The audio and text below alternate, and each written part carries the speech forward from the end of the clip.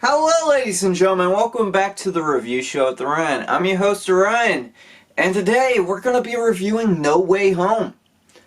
I did not know there was going to be a Spider-Man movie until the trailer dropped back in August, okay? I did not know if there was even going to be any movies this year because of the coronavirus destroying us all. But really, Spider-Man, I did not expect this to be this good, honestly. Spider-Man No Way Home. It brings everyone that you loved from the old movies, including Tobey and Andrew, into this movie. So, we have a lot to say. So, if you have not already subscribed, click that red button, turn on the notification bell, become part of the Super Chillest family on YouTube. It would mean so much to me if you could share these reviews, videos to your family and friends. It would be great to have them a part of the channel here. Let's dive right into No Way Home. Okay, so I have a lot to say. No Way Home is basically Spider-Man 4 or Amazing Spider-Man 2.5. Either one. Just throwing it out there. There's a bunch of villains in here. 3 Spider-Men. And they even do the Spider-Man meme where they're pointing at each other. There's a lot of references in this movie to going to the old movies and, you know, everything in between. It's all over the place in the beginning of the movie. And I know it's just a way to set it up. Peter messes up a spell and all the villains that know Peter Parker Spider-Man come into the world and try to kill him.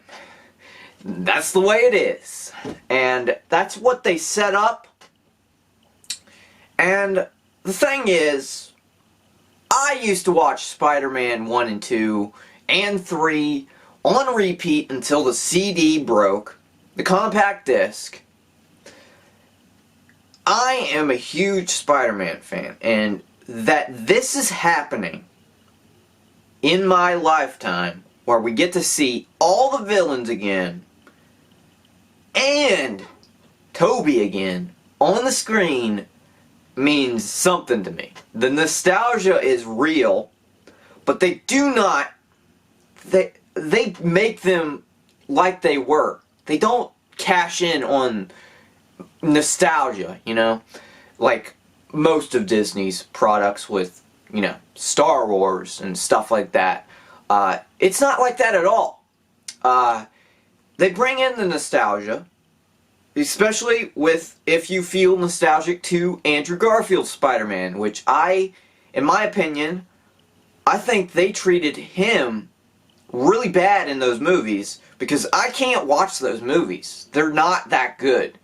He's like Anakin Skywalker with bad writing in the second Star Wars movie, Attack of the Clones.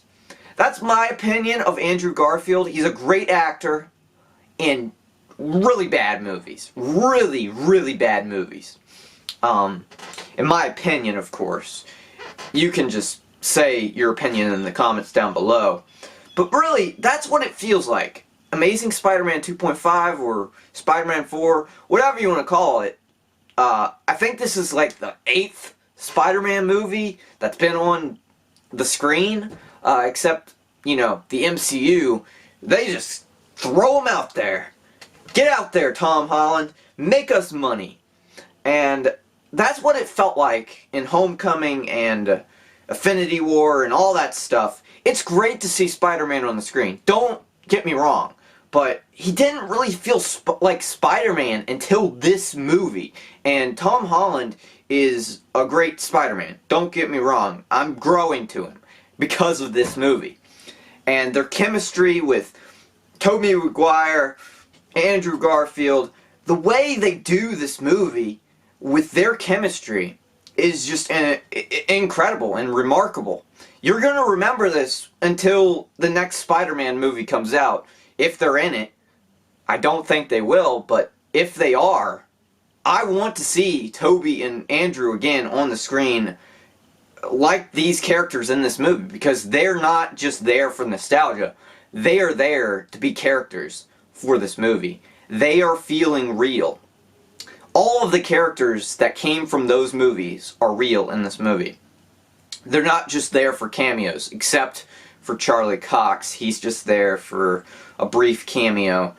It's crazy how that timeline, I think, this is before the spell. So he is in Marvel canon now, the MCU canon. So that everything that happened on Netflix, so like Punisher, Luke Cage, whoever else, Iron Fist, all are in the Spider-Man universe for the MCU now, because that is canon. And I love that, because I want more originality, more obscure characters to get light in the MCU, because, for one, the rights are really one of the factors why they couldn't do it in the first place. And now that they own Fox, they can bring in Hugh Jackman again if they wanted to. Like, who wouldn't want Hugh Jackman and Tom Holland to interact with each other, just even as a cameo, you know? That's all I'm hyped for that stuff, you know? The Fantastic Four always gets ruined because of, what was it? It was Fox that ruined it, twice. Okay. Yeah, Disney, I hope you do something right with that. X-Men reboots, Deadpool, whatever. Please bring something good. But that's not anything about this movie, okay? I'm zipping up about that. Everything that we were told in the trailers happens. There's Green Goblin, Electro, Sandman, the Lizard, and they're great. In depth, the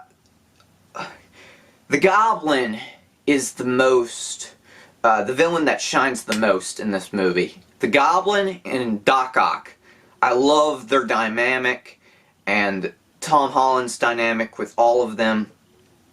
It feels like a Spider-Man movie. It has been so long since I felt that this was a Spider-Man movie. In my opinion, the last one that I felt like was a Spider-Man movie was probably like, I can't even remember. Homecoming was pretty good. I did not see Far From Home. I don't know if I did. That was with Mysterio, and the last time I saw Mysterio on the screen was probably Spider-Man 64. Or 67. It was 1967 Spider-Man. That is the classic Spider-Man, and that is the one where I saw Mysterio first. And that is really hard to replicate, so I think I remember Far From Home, maybe in little bits, but Mysterio was pretty good from my perspective. I think he was good, but that was the last time it felt like a Spider-Man movie. In my opinion, it captures it really well in this movie. I'm not going to give too much of the plot, but it's very sad and dark, and I'm not going to go into spoiler territory so you can enjoy it yourself. There is a lot of dark stuff that I don't want to talk about right now. But we're going to talk about the fight with Willem Dafoe and Tom Holland. This is just the only one that I want to talk about. Willem Dafoe is great. He's always been great. He even got greater in this movie. I don't know why my focus sucks. Willem Dafoe has always been my favorite Spider-Man villain.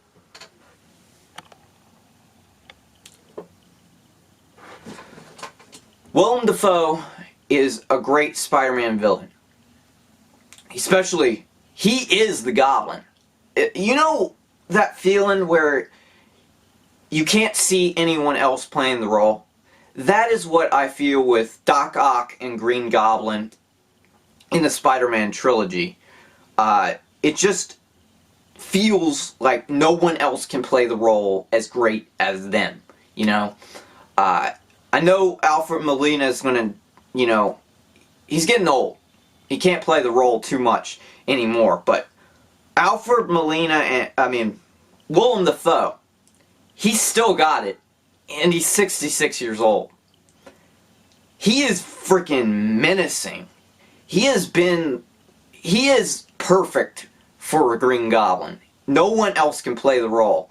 I mean, there's Hobgoblin. That can happen with Ned Leeds if they decide to go into that factor and bring another reality of Ned Leeds, into the MCU, maybe with Doctor Strange 2.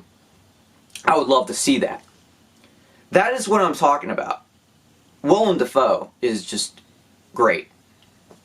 Now, he just attacks Peter Parker, punches him, blah blah blah, at the end.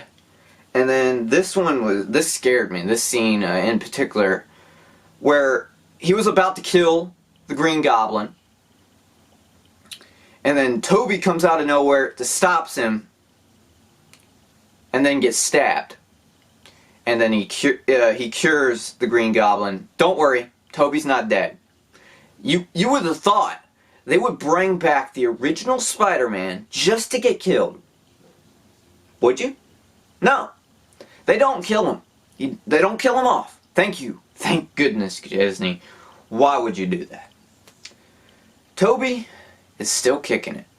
He got stabbed in his, abdomen or something. I don't know what he got stabbed at. But, yeah, that was a great fight. And it's just very, this, I can't speak today, okay, guys? I'm so excited to talk about this. The movie is so illustrated so well, especially with Aunt May. I can't go into that.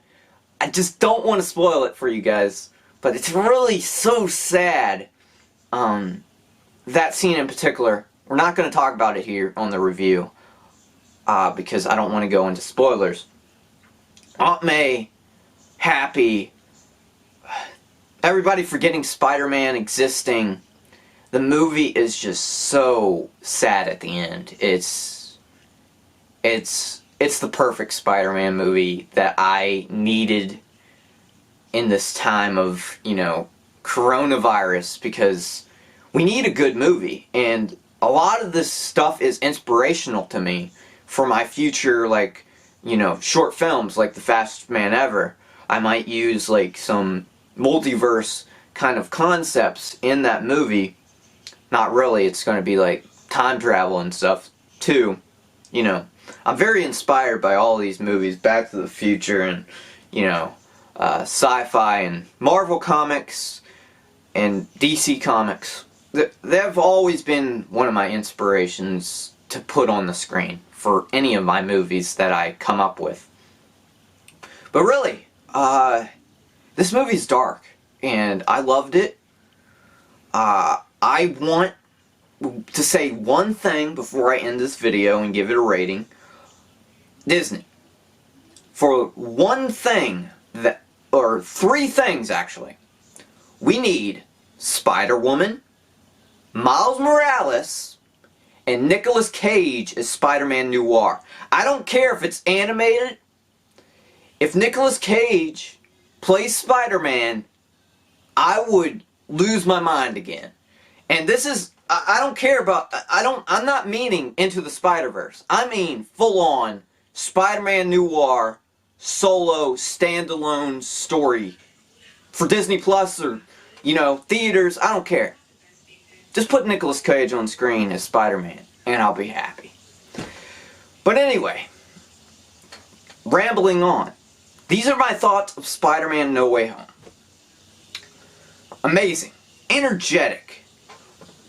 Just charismatic everywhere. The chemistry of all these characters together, fighting. This means Tom, Andrew, Garfield, Tobey Maguire, whatever. everyone is perfect in this movie, and they interact so great together, and that's all I have to say about it. No spoilers. The only spoiler I gave you is they're in the movie, Andrew and Tom. Andrew just lied. The camera cut out, but I was saying, Andrew Garfield was lying about this for months on end, that he's not in the movie. Dude, the leaks, the spoilers, all came out like a couple weeks ago, maybe a few months ago, that he was in the movie. It was like a green screen video of him talking to Toby. Yeah, that was like the whole scene, and it was real. The clip was real. The audio, I don't know. But I just thought that was funny. Really, I know he was trying to keep it a secret, but that's what you do. When something gets out, you can't stop it. And he just denied it, and denied it until the movie came out. And here we are. He's in the movie, and it's an absolutely great one. Now, on a grading scale, from 10, where do I put No Way Home, and where is it on my list of my favorite Spider-Man movies, you're asking? Well, since this one is everyone, all the villains that I liked from the original Spider-Man, I did not care about the Lizard, but Electro was cool. So, from all those villains in the movie, and Andrew and Tom back, Toby, Andrew and Toby in the movie, I'm going to give it a 9. 9 out of 10.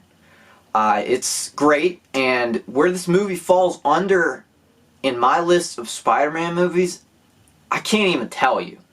I'm going to put it under like Spider-Man 3, so that's Spider-Man the original, Spider-Man 2, and then No Way Home. So, Spider-Man 1, Spider-Man 2, Spider-Man 3, No Way Home. That's my list.